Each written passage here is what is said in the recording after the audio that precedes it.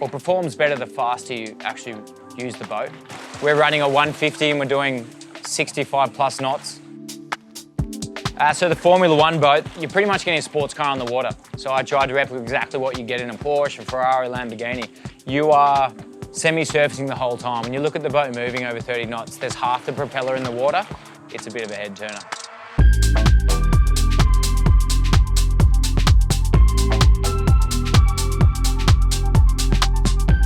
Today, we're at Dan Oatley's workshop in freshwater, checking out his Castlerock Carbon Cats. These 60-knot plus animals will melt your face and your bank account. Next to me is the 5.3 metre tiller, and right now I'm in the Formula One.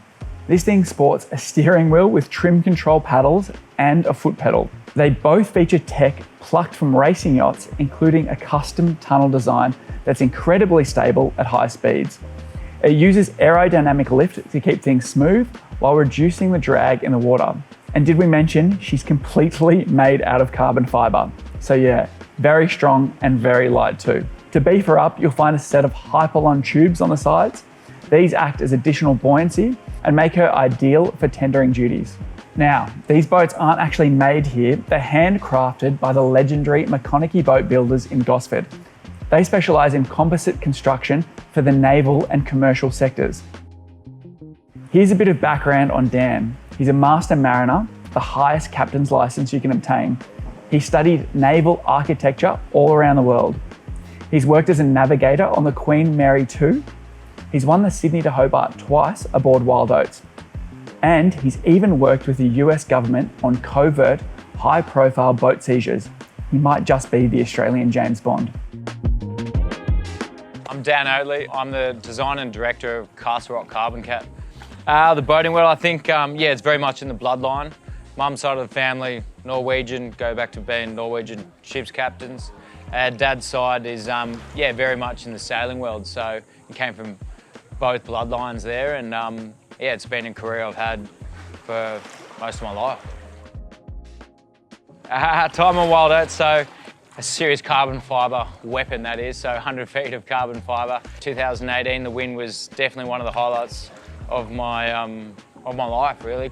Holding the steering wheel, the wood, driving across and winning a Sydney Hobart is definitely something that I think of every day, and something my grandfather would be extremely proud of. From a ship's captain to boat designer, created these things as a recreational sports craft. Yeah, so the idea came about at the America's Cup in Bermuda, watching everyone rip around with cute little inflatables. Design wanting to be derived around carbon fibre and all these high-performance Sail GP America's Cup boats.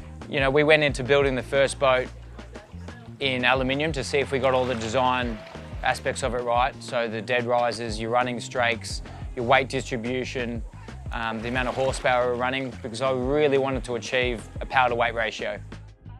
Well, carbon fibre in any high performance industry, if it's Formula One, if it's race cars, boats, it's an unbeatable product. There's nothing in comparison. You know, you have the durability, the life expectancy, also the carbon finish is pretty impressive to the eye. It's a lot of eye candy.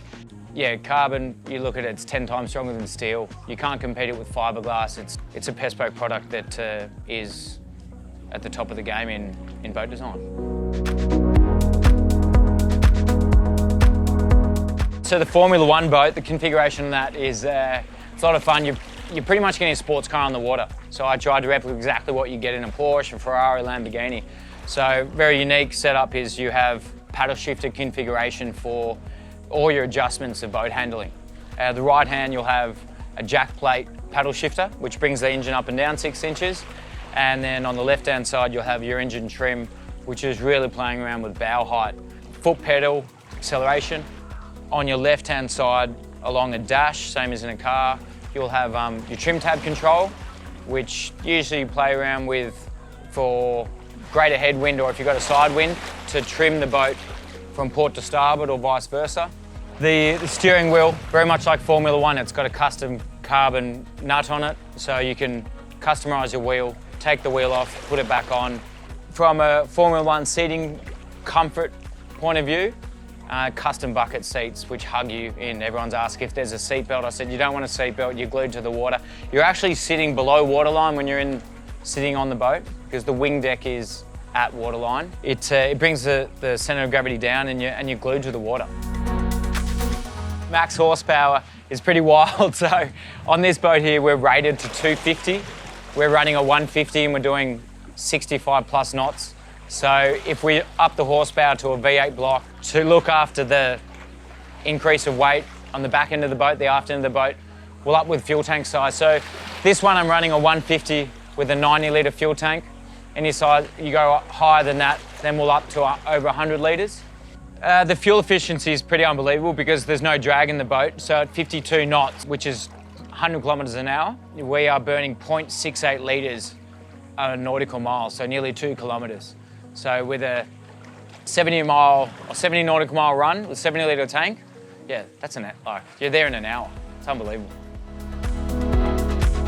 So this boat behind me is 5.5 metres and 2.4 metres to meet your trailer requirements in Australia. Yeah, so the tillest configurations definitely gives you a more open boat, more playful for recreational spearing, water sports, really moving away from your Formula One sports car setup.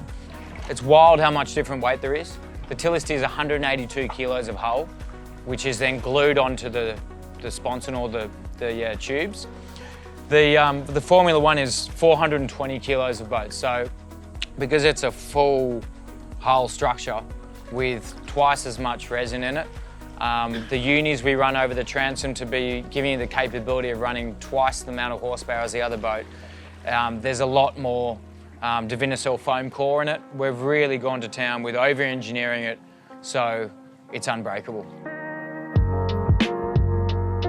So the main use of the boats really are, for your top-end spearers. If you want to get to your spear spot quicker than anyone else, comfortably. The boat is really fast. So really fast. So, well, and in spearfishing, if you do competitions, that's actually a thing, to get on the spot before everyone else. So, yeah, that's pretty good. Well, we went up quite early. We got to Little Manly at 5 in the morning. It was still dark. We got on the boat and straight to Bluefish Point. Jumped in and the water was absolutely filthy. Couldn't see a thing. There was like maybe 2.5 meters. Henry did a drop, didn't see anything. Then I dropped, saw quite a lot of bait fish. I was lucky. Came back up, decided to go a bit closer to the shore, and then I dropped, got down to 14 meters. There was still 2.5, 3 meters, and then this school of kingy just came by, had a shot, stone dead, very lucky, came back up, off we go. What's really good is that it's very stable once it's idle in the water, because it's a like rib, and like any rib, you can go into the water pretty easily, come back out pretty easily. So stable, sits low in the water. Yeah. Ideal for spearing because you can hop right in and out. Yeah. Without any issue.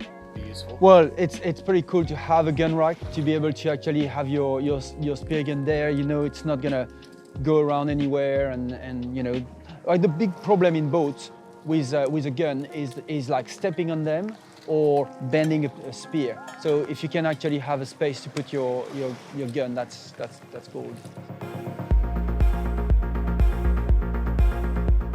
The innovation of boat designs is where my head's at. Like I said before, with my maritime career, every mega yacht I chose or applied for and captained was not for the itinerary, not to do with the owner, not to do with the charter. It was primarily for the engineering behind that boat.